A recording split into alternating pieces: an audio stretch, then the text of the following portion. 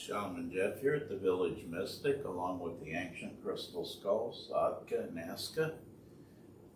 We also have these beautiful amethysts around me. And again, I've got a 3-card spread for you. We want to thank everybody that came out on Saturday. Amazing time, a party that was waiting to happen.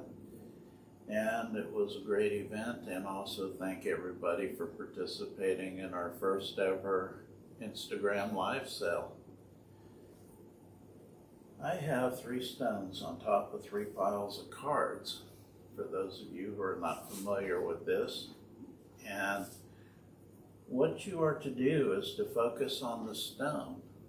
The stone's energy will always call you to it. I can remember many years ago I was in a store and one of the store owners asked me if I would mind doing a reading, and I said, well, I don't really mind. I'm intuitive enough to do it without any tools because I wasn't prepared. And the girl was over looking at crystals, but the owner had told me she's got a lot of issues going on and needs some help. And so she said, should I go get her if you're willing? And I said, no, let her look at the crystals. And I just sat there and watched to see what crystals she was being drawn to, what she was picking up. And before we even sat down, I already knew what was going on. And so the crystals are drawing you to them. And so they'll call you. In tonight's crystals, we have one of my favorite, the Charoite. Beautiful purple stone with blacks in it, a little bit of white sometimes, very gemmy looking. This particular stone has a guardian that's very easy to access. By accessing the guardian, what that means is holding on to the stone and just relaxing, letting your mind go blank. Visualize yourself surrounded by that beautiful purple color of the stone, and ask the guardian what this stone is doing for me. And this one is easy to access, and you can get the answers that you want. So on deck number 1 here, we'll call that deck number 1, we're looking at Charoite. On deck number 2, we have a nice piece of Phenokite. Phenokite is one of the highest vibrational stones that you'll ever find. Phenokite comes off of the highest of mountains, and it's very high energy, very high frequency. It will actually bring the white light in the room from other crystals around you, incorporating it into your auric field. And so it's a very good stone for that higher energy to lift you up. And on top of stack number 3 tonight, we have the Dioptase. Little secret about Dioptase that a lot of people don't know. If you take a small piece and you wire wrap it and put it on your a necklace, if you put obsidian to the right of it and a little piece of black tourmaline to the left of it, it actually renders you invisible psychically. And so it makes it very difficult for people to pick up on you. Neat little trick there. And this is a very powerful healing stone. Probably one of the stronger healing stones that I've ever worked with. So what is it you're finding yourself drawn to tonight? What is it that's calling you? If you need to take a breath and relax, then so be it. Just take a breath and relax. Let it go. Are you ready for the results of what you picked? And don't forget, at any point in time, you can always send in your questions. We do answer questions at the end of this exercise.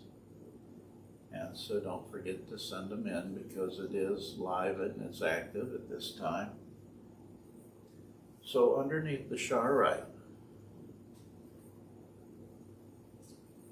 have the card of the Dreamwalker. The Dreamwalker, when that walks into your life, the reason the Sharite is prevalent there is because Sharite is a stone that reminds you that you're on a path of service. And that's one reason why the Guardian is so easy to access.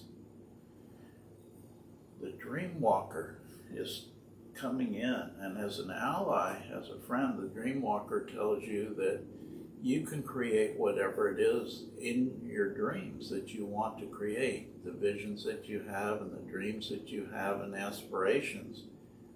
You can make them happen at this time, but you always want to make sure that they're aligned with the Creator's dream for you. Sometimes there's our dream, and then there's the Creator's dream for us, and when the two aren't aligned, oftentimes they don't work out and we get pushed back to where we need to be.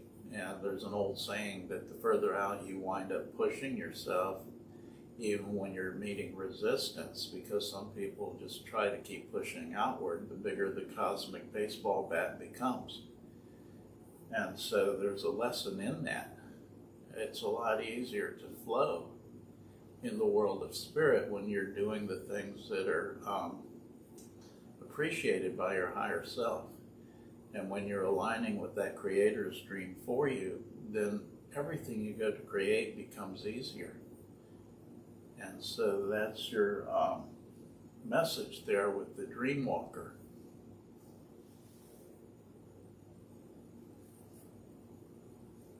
Here in pile number 2, the stone of Phenokite, one of the highest vibrational stones ever found. And it works well with other stones. If you've ever noticed, I always wear a piece of moldavite with Phenokite above it. So it does work well with other stones, and underneath it, what better card to have to work with Phenokite than the Giraffe? The Giraffe, always seeing things from that higher perspective, from that higher plane. Don't let yourself get bogged down by words of others telling you you can't do something or working against you, but always rise above it. And the Phenokite is a stone that would help you have that higher vision for yourself and to bring in those totem animal energies of the giraffe. Very unique experience when you can actually look above things, when you can experience that feeling of elation to where you're not compromised or being bogged down by things that are troubling you, but seeing that bigger picture. And under pile number 3, you're going to like this. The Dioptase, the stone of healing.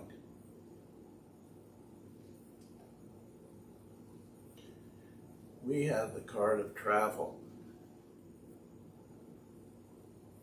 Now, I asked my guides why there would be a card of travel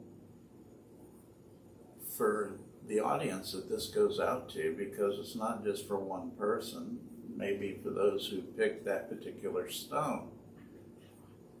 But what has to happen? Things need to heal. The country needs to heal a little bit so you feel comfortable traveling, and also the COVID. And so healing is coming into play. Things are getting ready to start changing, and that's what my guides are giving me tonight. So let the healing begin and begin to enjoy your life again, traveling like you want to travel. Did we have any questions coming in? Yes, we have a question from Jane, and she asked if there was a guardian within every stone. There is a guardian in every stone. Some of the stones you need to be on a deeper level to access that guardian. With the Sharite, that guardian's easy to access, so it might be a good stone to start working with, and then perhaps work with some other stones. Rose quartz is another one that the guardian is readily accessible, and so is citrine. But with each stone, these are living energies.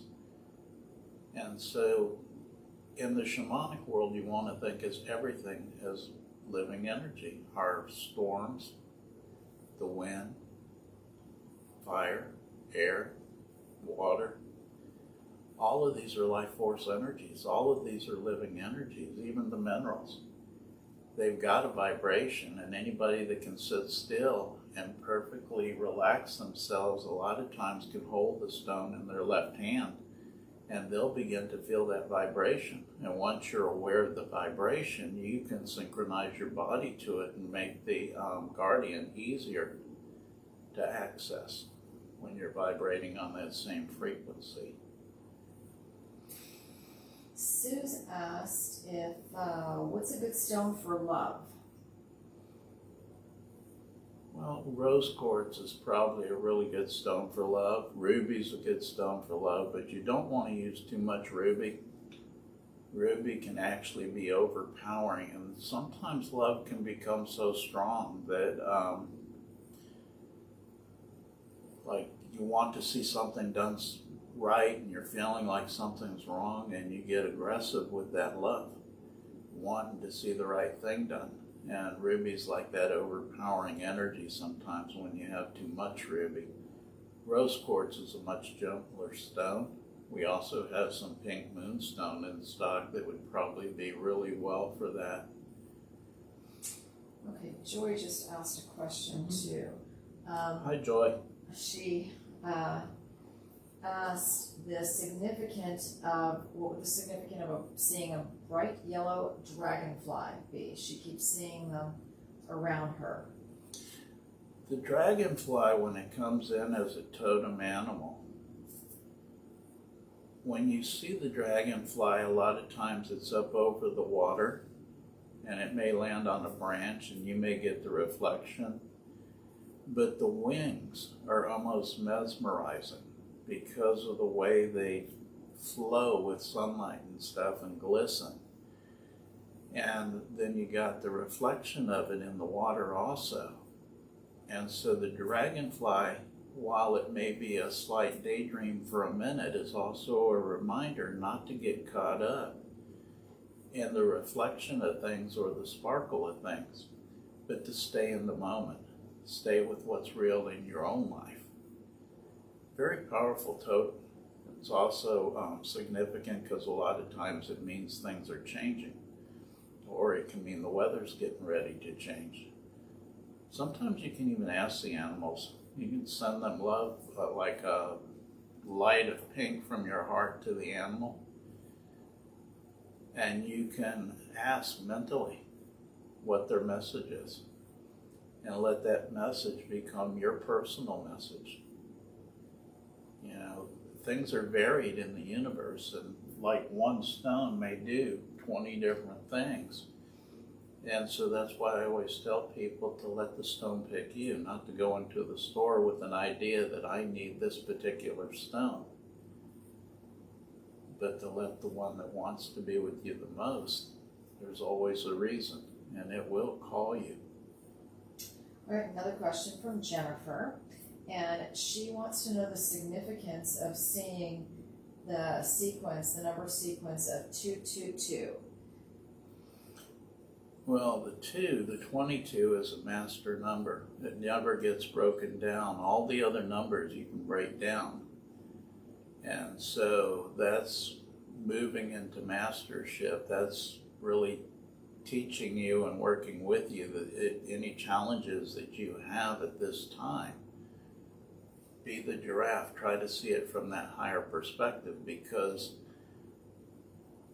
your energy is constantly influencing the universe around you. And it can be your energy as you are trying to manifest things in your life, or it can be your energy as to how you are moving through your challenges.